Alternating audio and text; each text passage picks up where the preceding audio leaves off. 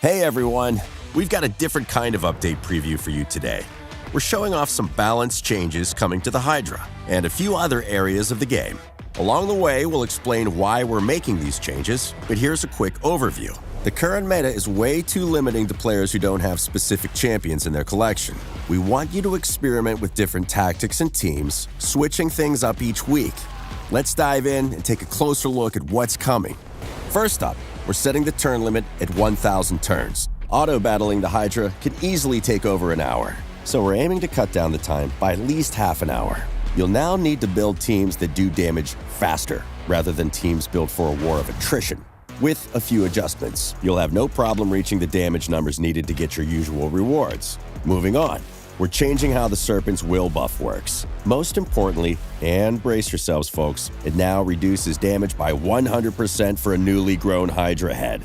Yep, you read that right. Complete damage reduction. You won't be able to nuke a newly grown head straight out of the gate anymore. Hold on though, there's good news too. If two heads regrow at the same time, only one of them will get the Serpent's Will buff. Champions have gotten stronger since the Hydra initially reared its heads. What with Awakening, Empowerment, and mythical champions joining the fray. We were seeing Hydra heads nuked as soon as they rejoined the battle, even with the 75% damage reduction. So, to make the fight even, and bring back some of the challenge that's been lost due to the game's evolution, the Hydra is getting a little stronger too. We're also making changes to digestion and devouring. You know how late on in the battle your champions start getting digested on a 2-turn countdown? Well, for every subsequent time they get digested after that first 2-turn countdown, the damage you'll need to do to free your champion increases. Like with Serpent's Will, digestion and devouring lost much of its intended challenge over time as more powerful champions and features were introduced. It was always meant to be one of the Hydra's key mechanics and an ever-present threat, but it became really easy to rescue allies that were being digested. So, we're bringing that fear back into digestion. Taunts won't help anymore either. The Hydra has shed its thin skin, and petty insults will no longer distract it from a delicious champion meal sat right in front of it. In short, once a champion receives the mark of the Hydra debuff, they become public enemy number 1, and Taunt isn't going to do anything about it. Taunt is a cool mechanic, but new champion combinations emerged that could totally negate the mark of the Hydra. Less cool. It's not all bad news, though. Your team's AI will now prioritize attacking the head that is digesting when you're running in auto battle mode. Teamwork makes the dream work. Exposed necks are also getting a rework. From now on, exposed necks will have a set HP value that is double the original head's HP. Once that value reaches 0, the head will immediately regrow. With constantly regrowing Hydra heads, you'll need to think on your feet and have tactics in place for all potential scenarios. Oh, man, Hydra battles are about to get much tougher. But the changes don't stop there. We've got a few more lined up to help keep things balanced, starting with shields. Shields will now receive a cap of 1,000,000 points. This cap is separate for shields placed by artifacts and shields placed by skills, though, so you could get up to 2,000,000 points of shield.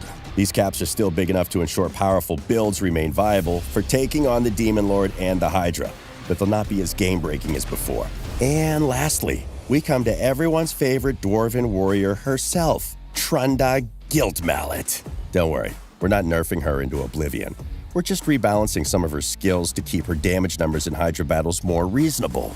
Starting with her default skill, Golden Mallet, Trunda will now have a 50% chance to place a stun debuff on both hits. A little upgrade, but a neat one for PvP.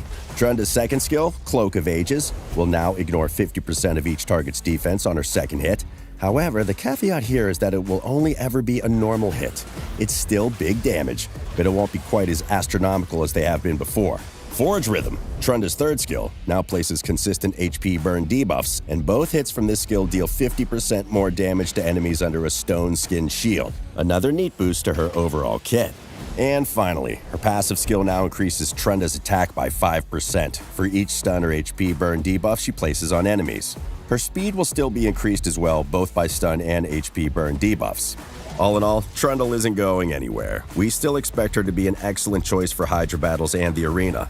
We tested a ton of early, mid, and late-game champion rosters and team compositions when making these changes. Our results showed things will get better. You'll still be able to earn Hydra chests and milestone rewards in Hydra Clash. And you'll spend less time fighting the Hydra each week. As always, we'll be keeping an eye on your feedback and monitoring game data to see how these changes affect Hydra battles overall. We hope this preview has been useful for you and will help you prepare for more battles against the Hydra. Don't forget to like the video and subscribe to the channel for more raid news. Until then, happy raiding!